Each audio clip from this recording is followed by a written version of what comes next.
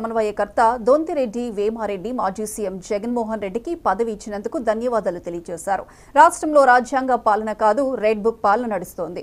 భక్తి ముసుగులో మత కలహాలకు కుట్రలు లేపుతున్నారని కూటమి ప్రభుత్వాన్ని ఎద్దేవా చేశారు. కృష్ణానదిలో బోట్ల వ్యవహారం, తిరుమల లడ్డూ కల్తీ వ్యవహారాలన్నీ డైవర్షన్ పాలిటిక్సేనని వేమారెడ్డి పేర్కొన్నారు. చంద్రబాబు ఎన్నికల్లో ప్రజలకిచ్చిన హామీలను నెరవేర్చకుండా కప్పిపుచ్చుకుంటూ పాలన సాగిస్తుండడం బాధాకరమని వేమారెడ్డి విమర్శించారు.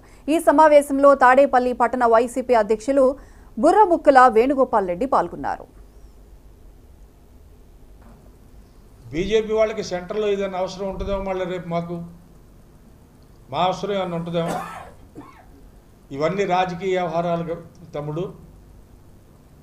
అవి విడిచిపెట్టి ఇవాళ జరుగుతున్నది రాష్ట్రంలో మాత్రం మీరు అడిగినట్లుగానే మసిబూసి మారేడికాయ చేసి కొత్త విషయాలన్నిటి లేకుంటే పడవలు గుద్దుకోవడం పెట్టి దాని వెనక ఏదో కాన్స్పిరసీ ఉండడం పెట్టి లేమని అడిగినా నవ్వుతాడు.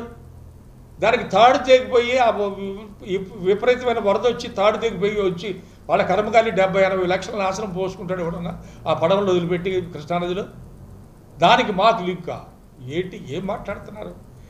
ఇది మొదలై ఇంకా పెరిగి అసంతృప్తి జ్వాలలో ఇంకా పెరిగడానికి అవకాశం కలిగిస్తున్నారు. కానీ మీరు చేసే పనులని జనమంతా అమాయకులు కాదు.